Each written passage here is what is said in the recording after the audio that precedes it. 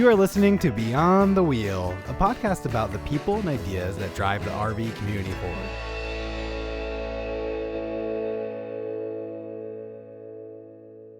Looking to get out there and stay out there?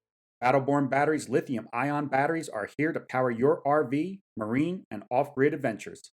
Designed as an easy drop-in replacement for traditional lead-acid batteries, these reliable solutions have 2 to 3 times the power, charge 5 times faster, are a fifth of the weight, and last 10 times longer. Offered in a variety of models in unique sizes and shapes, ranging from 50 amp hour to a robust 270 amp hour.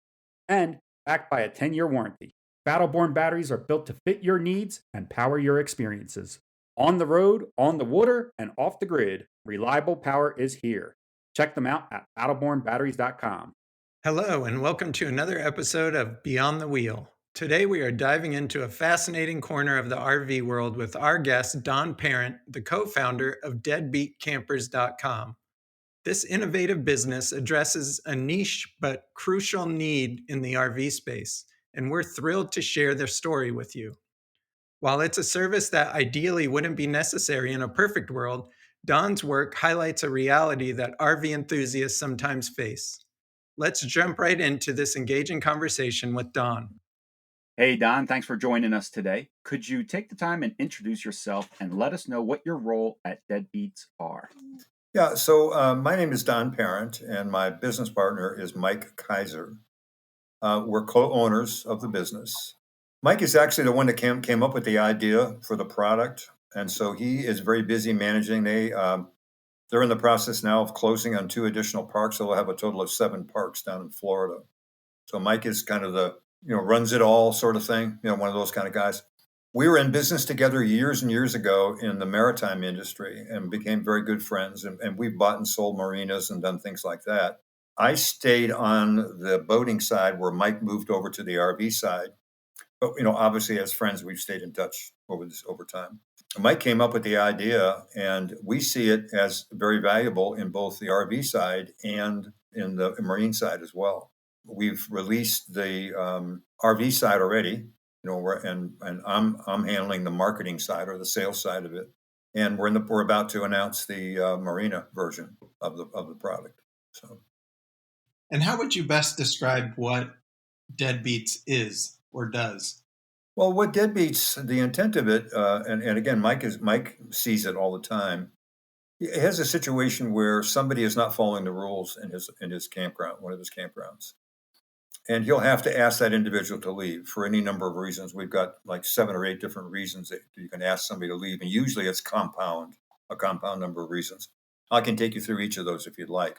The problem he had was when he asked somebody to leave his campground, because his campgrounds are all kind of in the same proximity, like within 100 miles of each other, the same bad camper, if you will, would pack up and move on to another campground of his. And he had no way to warn that manager that situation was occurring. And so he came up with the word deadbeat. I don't know, maybe he had a deadbeat dad or something. So he came up with the name Deadbeat. And he said, I need to let my campground, my next campground, or all my campgrounds know that I've thrown this guy out, and this is the reasons why I threw him out. So that's kind of how the whole thing came about, to accommodate the needs that he had down there for trying to keep the bad campers, if you will, out of his campgrounds. He wanted to provide a good, fun experience for anybody who came. You guys are both campers, so you don't want loud music playing in the middle of the night. You don't want drunks hanging around. You don't want someone's dog pooping on your grass. I mean, so all these are kind of reasons why you ask somebody to leave your campground. You're trying to create a good, solid family environment for the people who are parked next to you and around you. And I think originally I thought, this is great for the campground owner, but I think after thinking about it a little bit longer and talking with you a couple of times, this is great for us on the end user as well, because just like you said, us as campers we're here for a weekend, maybe we're here for a week. We want a nice, enjoyable, quiet time out at the campground as well. So by you being able to eliminate that element entering the campground, it makes it a better experience for us as well. Not just for the campground owners. That's correct. And I think once the campgrounds really get involved in this and start holding people accountable for their actions, it's going to make a much better environment. And I would say hopefully in the future, once we get enough campgrounds on the system, that you could almost, as a camper, could say, hey, I want to go to a park and I want to know that these guys are members of Deadbeats. So I'm going to have a good environment that I'm going to bring my family into. I know I'm not going to have some bad campers there. Some people that don't belong there. I don't want them there. And we've been able to block them out ahead of time. Yeah, and that would be something, I guess, that the campground itself could advertise as, right? We're a verified deadbeat camper establishment. Yes, correct. And we have signage. When somebody signs up, we actually send them out a sign they can frame, and they can stick up on the wall behind their registration desk. The next step, when we're starting to work on a couple of different things, but one of the steps is to start working with the online booking companies, because the majority of like you'll find yourself when you get ready to come, you don't pick up the phone and call someplace. You generally get online with one of the booking agencies. So we're starting to chat with some of the booking agencies. One of the consultants that we work with is starting to hook us up with them. So our code is all wide open. It's all open software. So it's very easy for somebody to hook into us to take a look at our database to see if somebody's actually out there, and then deny them or say to them, sorry, but that place is full. And that's really the message that you get out. Once you're denoted as a deadbeat, if they called you and they say, hey, I want to come to your park, you say, well, gee, let me take a look. Oh, no, I'm sorry. We're sold out on that date, even though you're probably half empty. You just don't want the individual in the park. You're not going to challenge the fact that they're a deadbeat. Right. Oh, I didn't think about that. So you don't. So on the campsite of things, they don't have to engage with that person so much. They could just tell them, like you said, oh, we're just full that week. They don't have to say, oh, you're on this list. We don't want we don't want you there. Oh, that's pretty cool. Yeah, that's a good idea. And that's Yeah, you don't want. I mean, because it could be. It doesn't necessarily have to be the owner that's dealing with this individual. It's one of the employees, and there's no reason for them to have to get into a fight. Geez, I'm sorry, but we're full. Very simple answer. So the only ones that will allow them in are the ones that are not deadbeats, and then they'll learn real quick. Wow, I don't want that kind of. I don't want that kind of a client showing up in my park. Yeah. How is the information collected, Don? So the park member, it's themselves, are the ones that actually put the data in. So when they ask somebody to leave the park, have you had a chance to get onto our website? Have you looked at it at all to see I have any not of the looked dailies at out it. there? No, okay. So there's a page you go to we call Report a Deadbeat, and out on that page you put the information about who you are, what the name of your park is, who the individual is that's actually doing the reporting, and their telephone number. So now we've got, if there's ever a challenge, we can go back to the individual that reported it. And then there's a series of boxes that you check where you identify the issues that forced you to ask the person to leave the park. And they could be things like they had issues with you, some kind of an issue over something. Maybe they wanted to put a fence up and you said, no, I'm sorry, but we don't allow fencing here. You're having issues with other tenants. You're starting fights with them or something like that. You're playing loud music. You're not picking up after your dog. Your site's a mess. Too many visitors, too many cars, that type of thing. Or a situation where, and we've seen a bunch of this. I don't know whether you guys have run across it yet or no. You probably wouldn't because it's not on your side. But from a campground perspective, somebody will, especially after COVID, we got a lot of people now that lost jobs.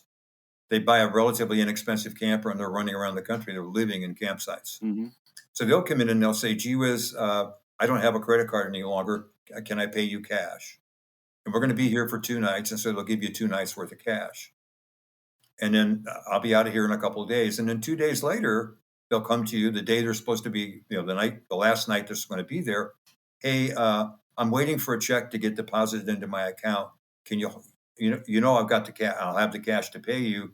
Can I stick around for another night or two waiting for that check to get deposited? And then on the second night, now they've been there 4 days. For the last 2 days, they haven't paid for water. They haven't paid for electricity, all those things, campsite or anything like that. They'll pack up in the middle of the night and leave. And so we have that. We actually record the amount that they're owed. One of the enhancements we're making down the road is going to be offering. So now I show up at the next campground and they look you up and say, wait a minute.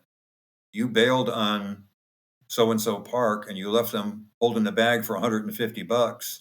I'll let you come into my park if you'll pay that tab first. See, and then we'll have a way that you can actually get the money, put 10% of that in your pocket for providing the service and then shipping that money on through like a a Venmo or something like that onto that park that lost that revenue. So Okay. that's another enhancement we're working on right now for the site. But we do actually carry the money that they owe for whatever reason, damages, whatever it might be. Yeah, so that's another added benefit to the campground. As far as getting this all like off the ground, has there been any challenges that you guys weren't expecting of getting this launched and getting it started? No, what we initially we still have them, but they're working in different capacities. We hired a Eastern Region VP of Sales, and we hired a Western Region VP of Sales. Okay. They were picking up the phone and contacting local campgrounds and trying to sell them on the idea of joining. It was what 16,000 parks in the country. Okay, that's a lot. That's a lot of phone calls to make, and it's not cost efficient. So we decided to go after the regional agencies. So like the state, every state has, and not every state, but most of the states have an organization or an association you can join. Virginia has one where you're from. The Mike happens to be in the state of Florida, and Florida happens to be the largest group of RV campsites, or parks in the nation. And so we went to the Florida Association, FRB, and they handle both Florida and Alabama under their wing.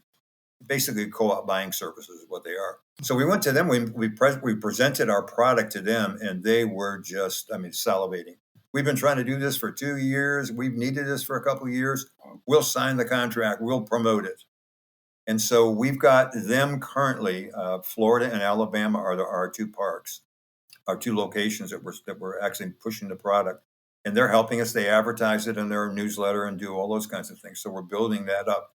And we're using it as kind of our test bed, if you will. We do have other locations that have signed up, but they've been kind of our let's try something new out. Like we try it out in Florida first. They work very closely with us on the product. So we haven't really pushed it that hard on a national basis. We did join another website. It's a Facebook type website, and announce the product in there. But again, we're not really pushing it that hard yet. There's some things that we want to add on to the product before we really start the heavy kickstart on it. So we're still kind of new at it, if you will. So we're getting you on at a good time. Yeah, absolutely. Yeah, absolutely. This will be a big help for us. It'd be good marketing for us, good marketing for the product. Because it's very mature now. It's settled down. Obviously when you bring a website like ours online, you're trying to clean up the pictures and make sure all the text is correct and make sure that all the little good gotchas are out of there. And so we feel like we're in pretty good shape now with the product. Absolutely, really good shape with the product. Okay.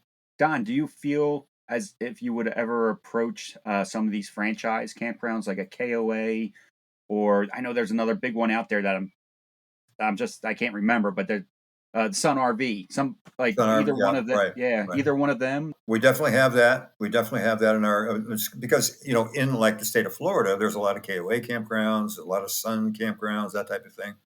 We haven't officially actually gone to them yet.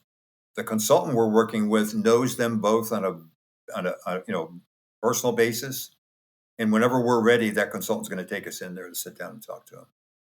So again, go back and what I said earlier, and that was that we're still trying to make sure we get all the gotchas out of there, out of the software currently, and we feel like we have. So the new year coming, we're only a month or two away from the new year. I think the new year you're going to see us go after the Suns and go after the KOAs and go after folks like that.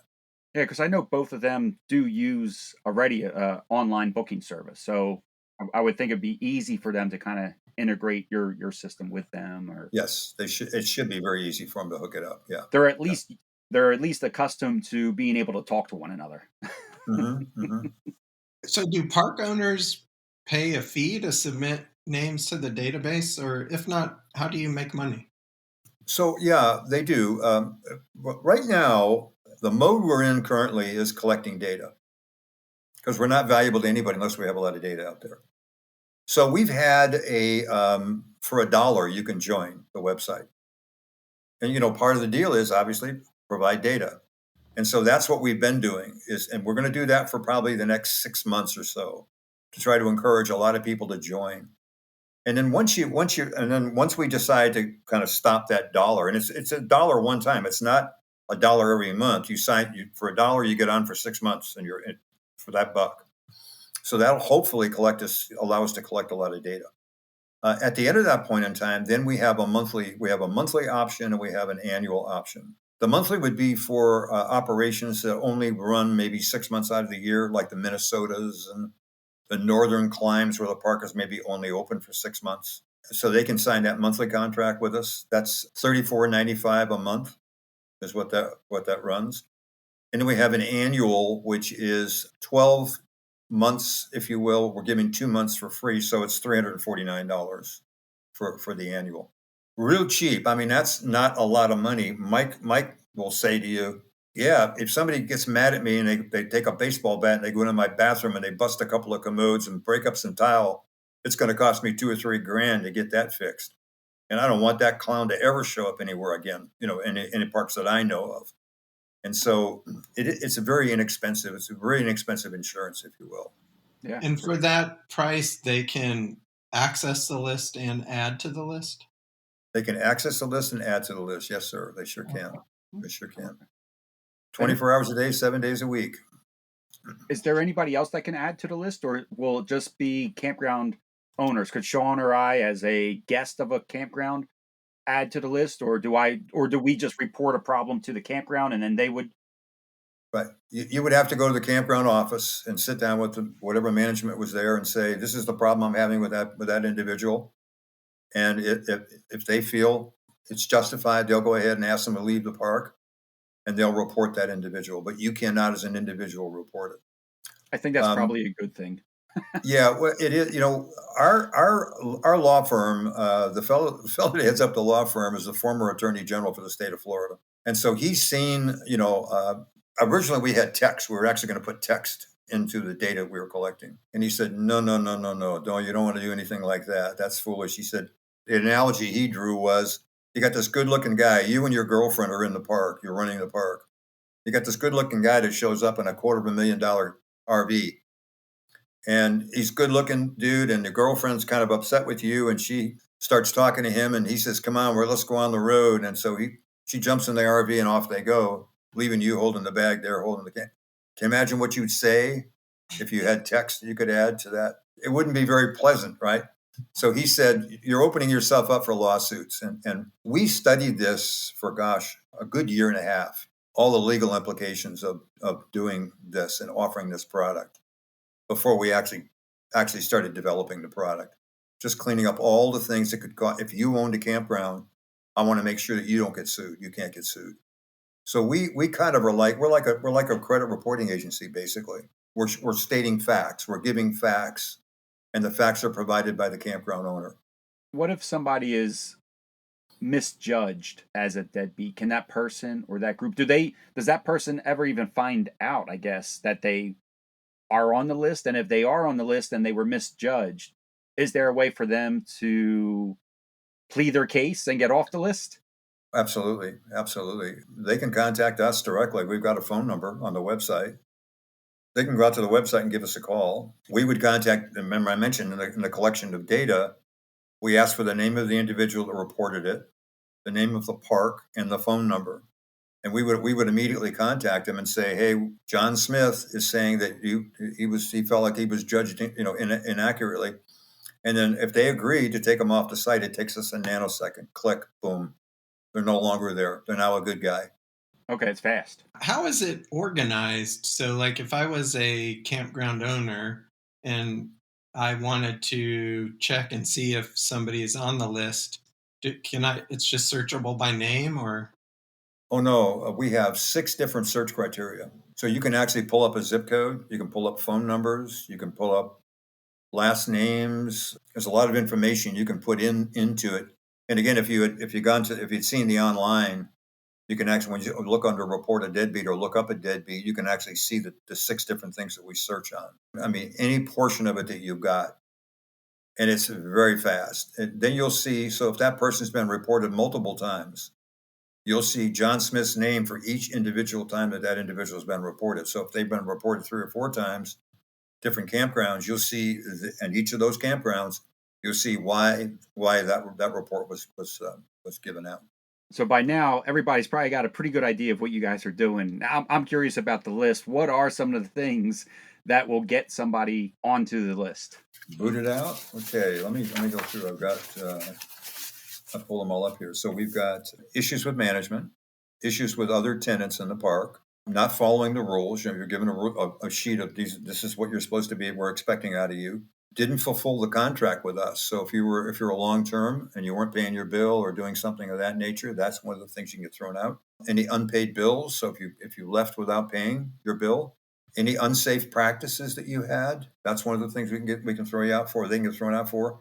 Unruly guests or children, and an unkept area, and just overall inappropriate behavior. And that kind of handles, when there's situations going on out there right now. Drug sales, okay, they're catching people for sexual solicitation, things of that nature. And so rather than having, those things specifically defined, we're calling it inappropriate behavior. So it's something kind of above and beyond the stuff that I mentioned earlier. All kind of gets lumped into that. Okay. So I know a couple of years back, my wife and I, we were camping somewhere, and it was a holiday weekend. There was a lot of drinking going on around the park. The whole entire park was loud. I mean, I think everybody would have been banned.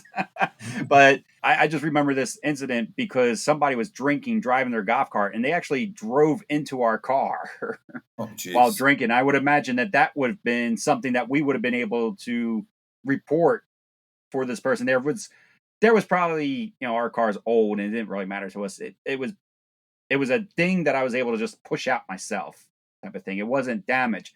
But I think if I knew about something like this, I would have gone and reported them, just so I feel like that was probably not their first time drinking and driving on a golf cart. I'm sure this is something that they are probably do on a regular basis, type of thing. Let's go out and do wheelies, man. Let's go do wheelies. Yeah. So if say take that incident and they found to be, we'll say guilty. I can't think of another word for it. Would that be all it took to get them on the list, or would they have to be like a repeat incident for them to get put on the list? No, it's the reason you put them on the list is that you've asked them to leave your campground. Okay, you're really a bad guy. You're really a bad guy. Now, so I mean, if that was something that, along with other things that they had done in the park, and they asked them to actually leave the park, then they can incorporate, inappropriate behavior. I mean, they could give you 4 or 5 different reasons, or 2 or 3 different reasons why they asked you to leave the park. Okay, so that's the I guess the defining factor right there is that you have to be asked to leave the park. So there's no surprise for this person later down the line. Like, they're not going to be like, oh, I don't know what they're talking about. I mean, they were actually asked to leave the park. It's pretty obvious that they were a problem. I got you. Yeah, and you would have gone to, like you say, you would have gone to the office, or maybe even called the police if they did enough damage to your vehicle. You would have called the police to get a report done, so you could go to your insurance company and say, "Hey, this guy hit my truck or my van with a golf cart and put some dents in it. I had to take it out and get it fixed." So you mentioned, Don, that you guys plan on expanding into the marinas area as well. And I know there's a lot of people that both boat and RV, in some form or fashion. Are the problems seen at marinas similar to what are found at RV parks? Absolutely. The transition from RV parks to marinas was just simply a change of a picture on the opening page we had, and going in wherever it said RV, say boater or marina. It's that, I mean, because they're the exact same things. I mean, all you really are is an RV on water. That's really what you are. Yeah. So same problem, same noise, same drunk, same issues. They skip out on their rent. They all kinds of things that they do. Fights on the docks. I mean, you name it. Same stuff. Is the marina side of things geared towards people that have like houseboats, or that people that stay on their boat on a dock overnight? Is that, I guess that's a thing for marinas, For right? both. I mean, it could be both, because a lot of those overnighters do the same thing. Hey, I'm waiting for my check to get deposited. Can I settle up in a couple days? And they scoot out in the middle of the night, kind of thing. So they'll run off without paying bills. you still have that same thing, that you're making too much noise, your dog is messing on the dock and you're not picking it up, and your kids are noisy or you're noisy. I mean, you still have the same issues. And it occurs both on in a marina and people who are moving up and down the coast. A lot of people that live on boats, they go out and they do this thing. They call it the Great Loop.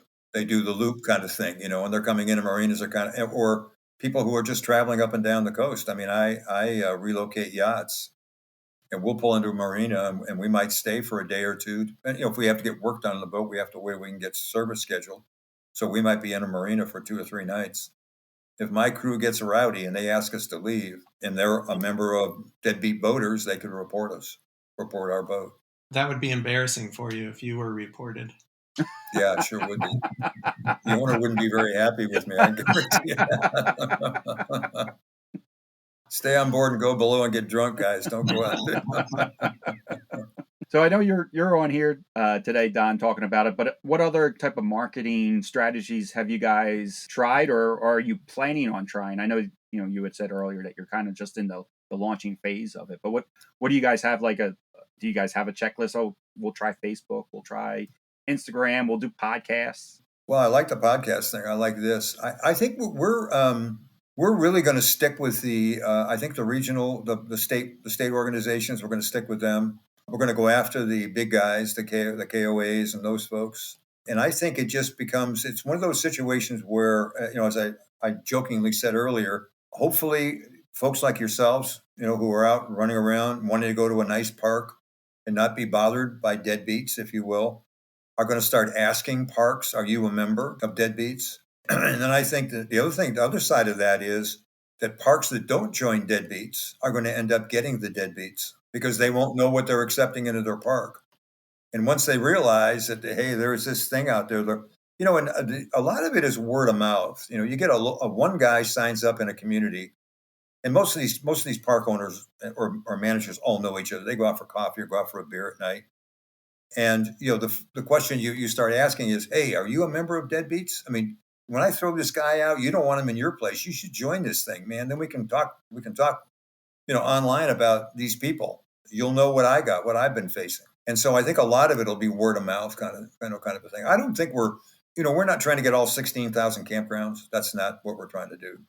We're just trying to make it, we're trying to hold people accountable for what they do. And that's really kind of what we're, where I think people will be campground owners and folks like yourselves will be very happy knowing that the people who are next to you are accountable now. I think also for like the small quote unquote mom and pop type campgrounds where every dollar is important to them on keeping their campground open, knowing about these people would be helpful to them because they're gonna, that'll save them some loss. Yeah, the damage they can cause in a few minutes with a baseball bat or whatever, the golf cart running around, doing wheelies and stuff like that.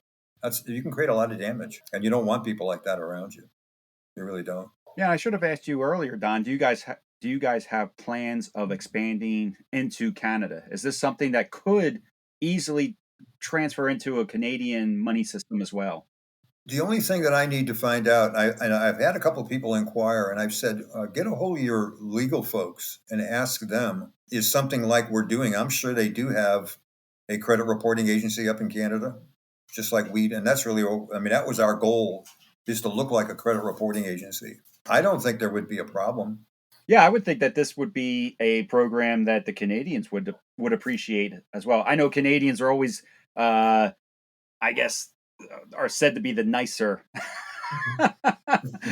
people, but I'm sure they got issues too. To be honest with you, I've been in Canada. My wife was born in Canada, so we've camped in Canada, and we have ran into some unruly Canadian campers. So, yeah, I could see this easily being able to be beneficial to them as well. I think so too, and it's just a matter. We didn't really check it out up there yet. I don't see why it would be a problem, to operate and offer it up there. I don't think it'd be a problem at all. One of the things, and I've kind of we'll just kind of talk about this. This is something that we're working on. Don't have it finalized yet. But one of the things that these because it's a family oriented environment that you're into. One of the big concerns that they brought up with me in our focus groups is sexual offenders being allowed into campgrounds. And so we're working right now on importing that information into our database. So it wouldn't even have to be something that is being reported at the campground. You would already get it from the main database. We're working with the federal government trying to import all of the state's data into our files, all the reported offenders into our files, Yeah, that'd be and then to great. maintain that.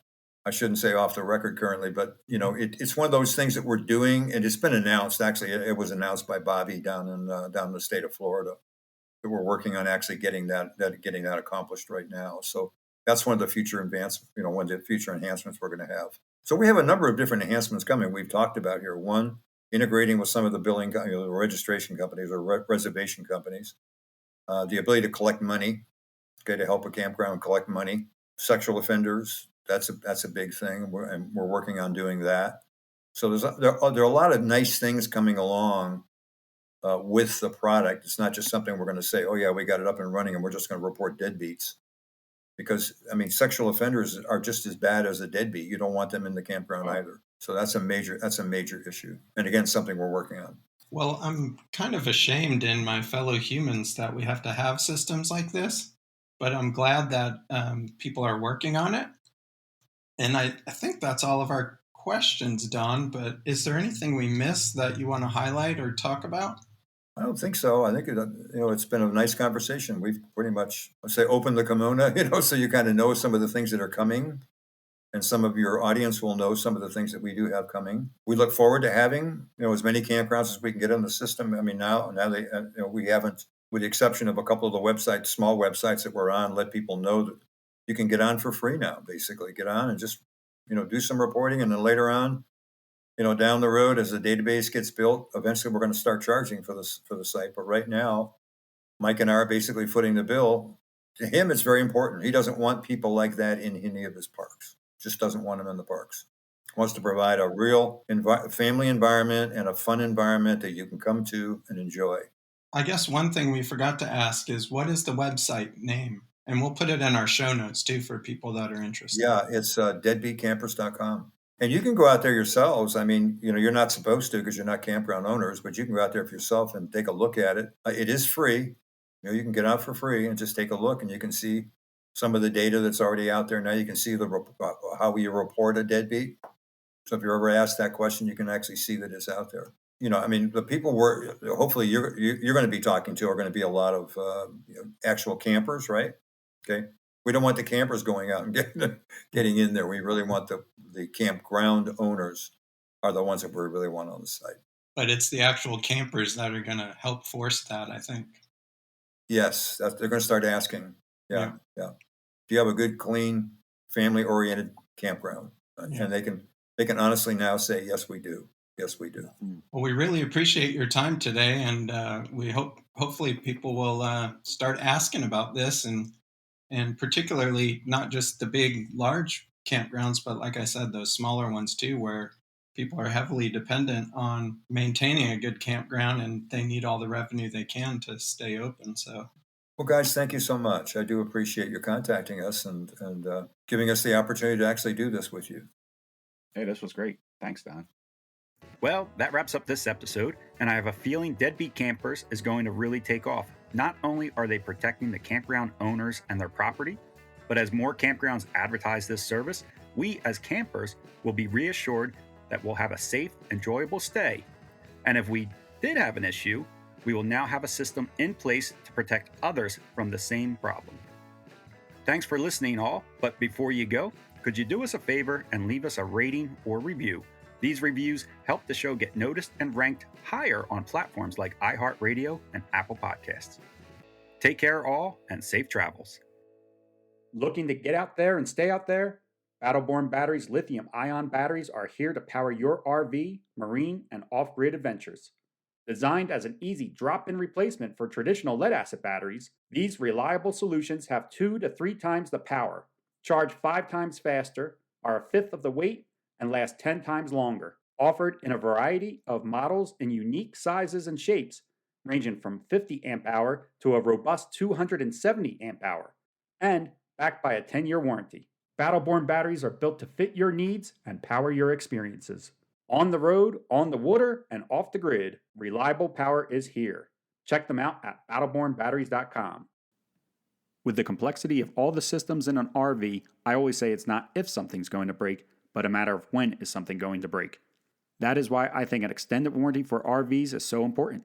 We first interviewed Wholesale Warranties back in 2019 and immediately became impressed with how their policies worked, such as you can take your RV to any licensed repair shop, including mobile repairs.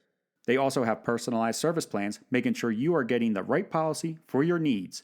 And if you think your RV is too old for a policy, you might be surprised to hear that RVs up to 20 years old can still be approved for a policy.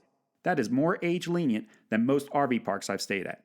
Go to wholesalewarranties.com/beyond the wheel or click the link down below in our show notes to get your free quote today.